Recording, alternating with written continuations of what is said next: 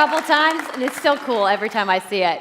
So I know all of you, like me, have had tons of questions about Anthem since last year because we're all BioWare fans. So we're going to do something a little bit different for the rest of the show, and we're going to take a deep dive into Anthem. So I'm going to bring out some members of the BioWare team to chat with us. Ladies and gentlemen, please give a warm welcome to Casey Hudson, Mark Dara, and Kathleen Rutzard.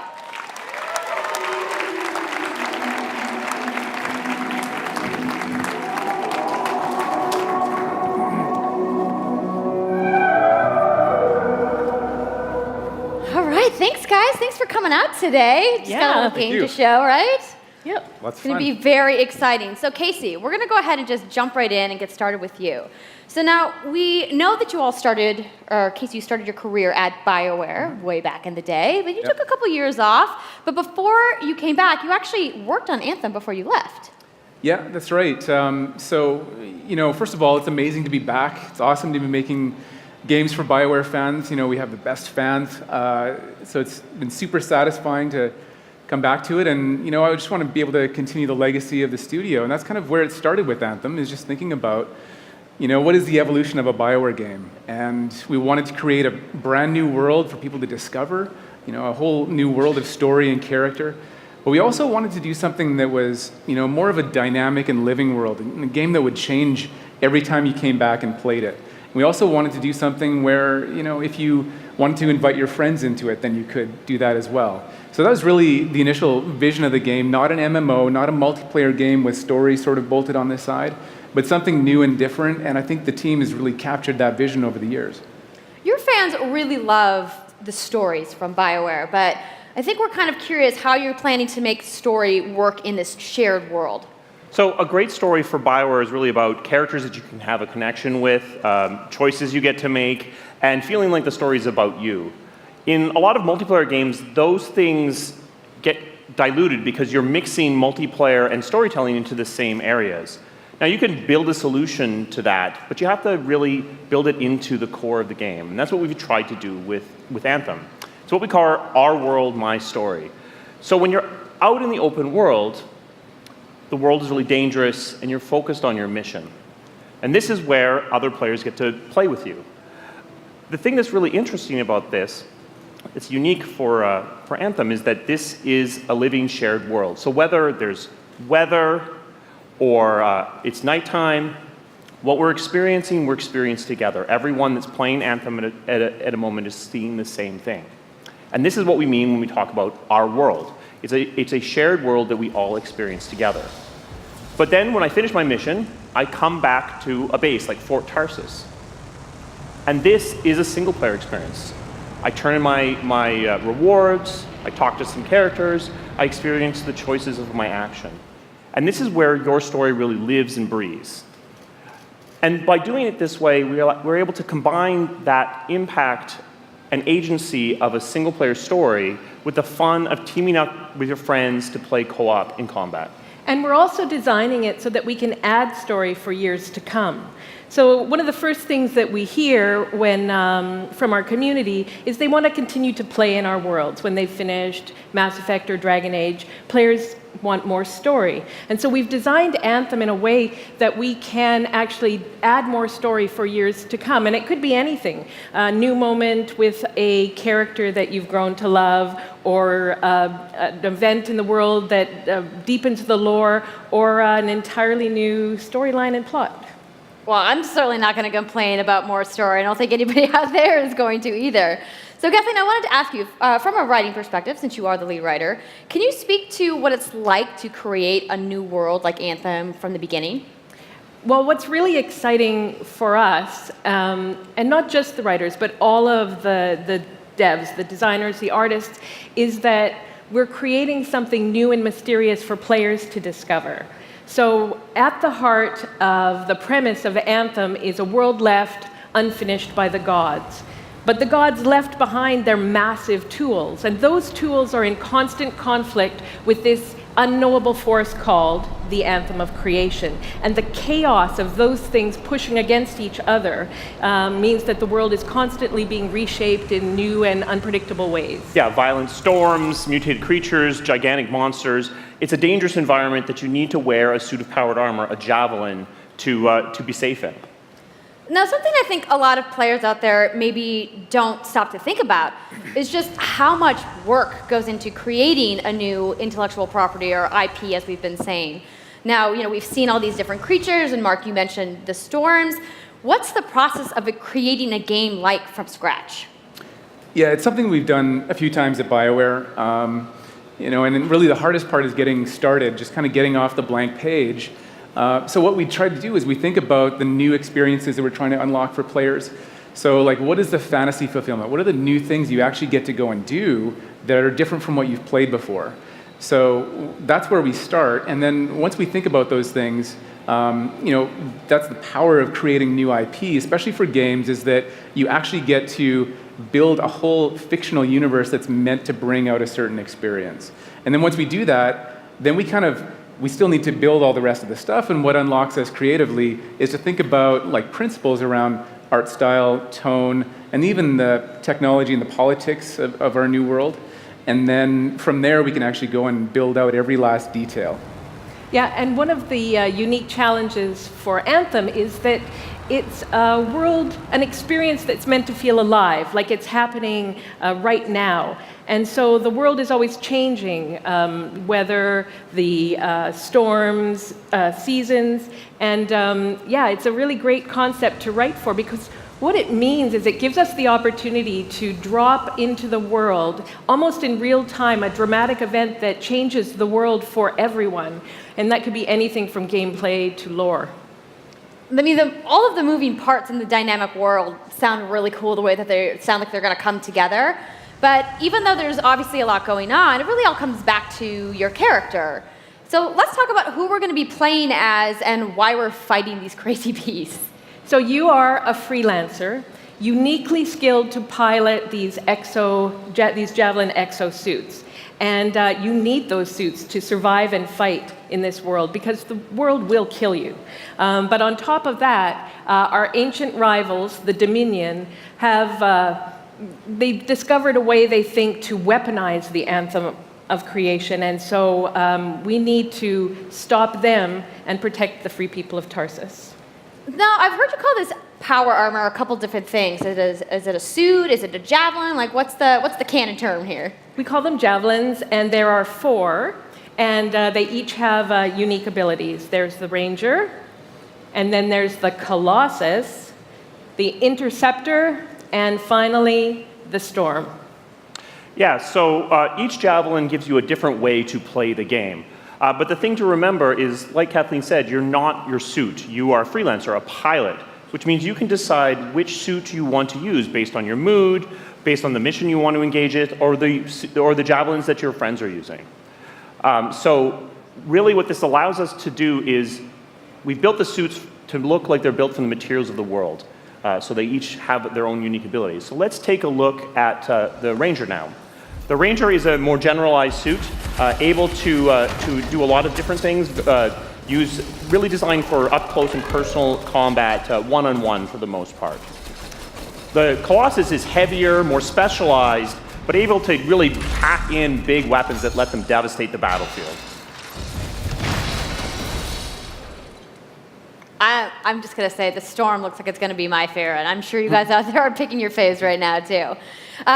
So the javelins look awesome, but we're going to take a couple questions right now. So Casey tweeted, some of you may have seen, asking for people out there to send us your questions. And the first one is going to be from @It'sSweetNicole, who asks, as a player who is all about making their character their own, what kind of customization options will be available in Anthem?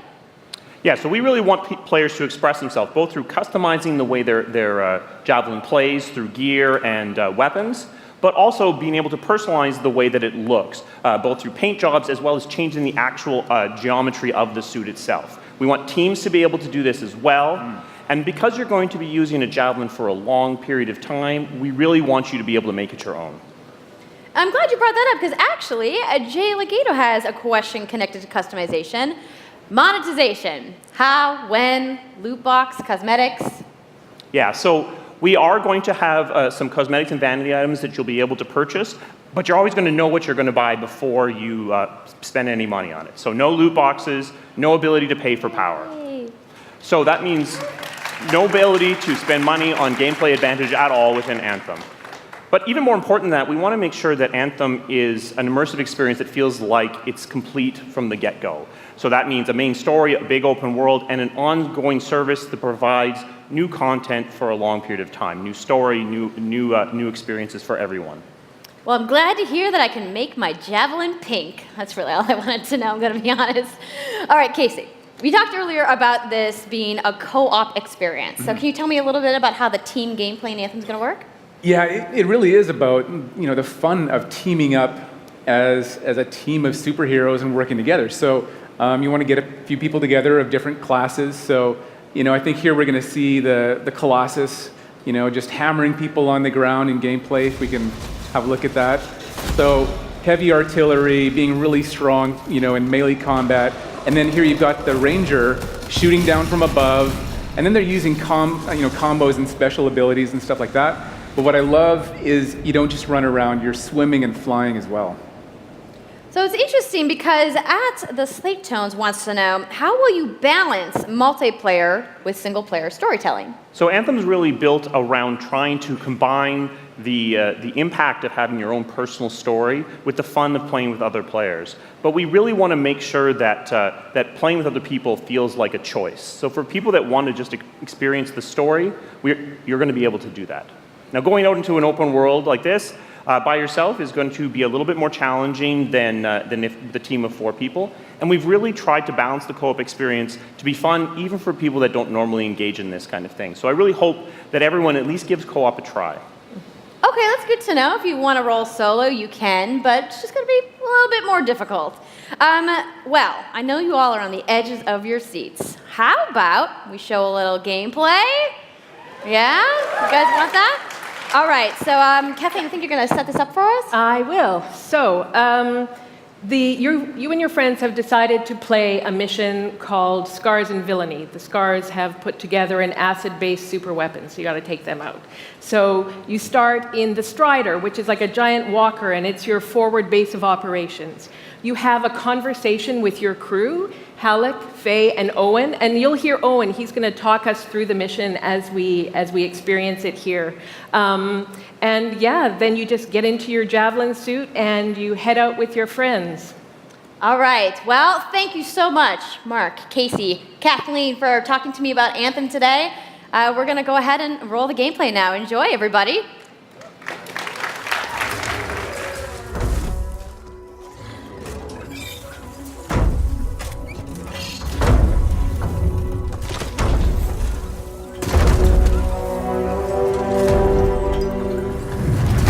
Freelancer, time to get to work! Faye said these bastards made some kind of acid. They're using it as a weapon. So, find where they're making this garbage and shut it all down.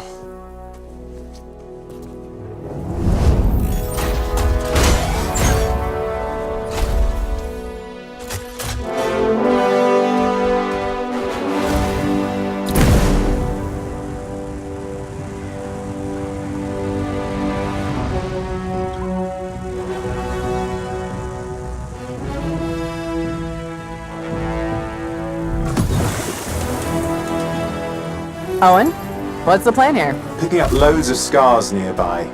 Take a look around the area, but be careful.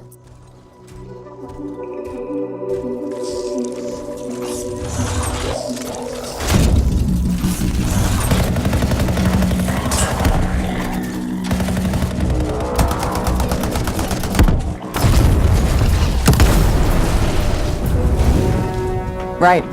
Checking out the Scar Camp some more. Look at all the weapons! Oh, and the turrets! Better move quickly.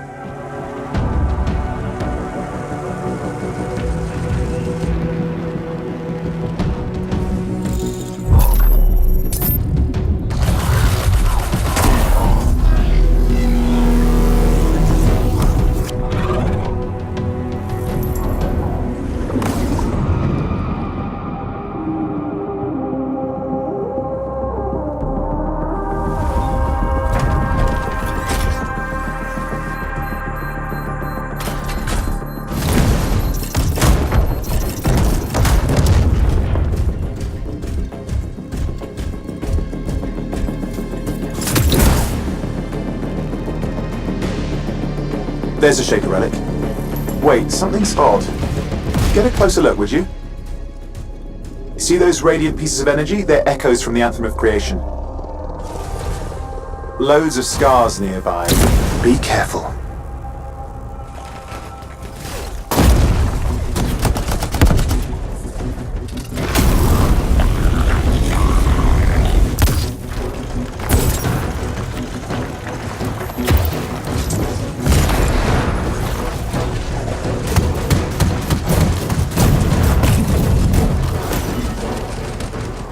Return them to the relic. You've got to silence it fast.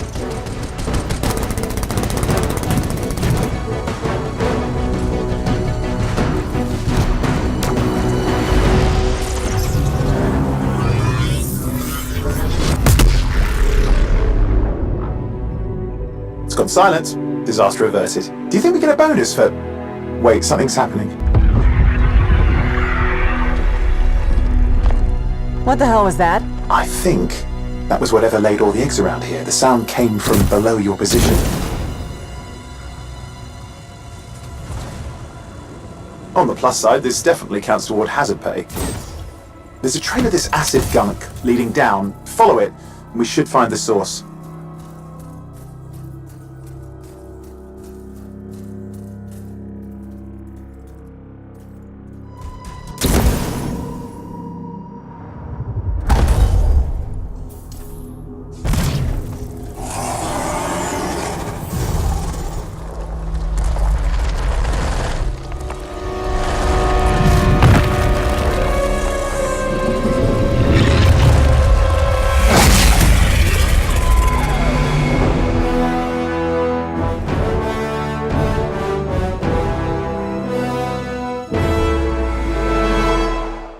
So I'm sure the question on everyone's minds, when do we get to play? So Anthem comes out February 22nd, 2019 on Xbox One, PlayStation 4, and PC. So mark your calendars, everybody. Fire off your tweets. Thank you so much again to Casey and the entire BioWare team. I know you guys have that awesome theater outside, so I will see you guys there. All right. Give it up for Casey Hudson, everybody.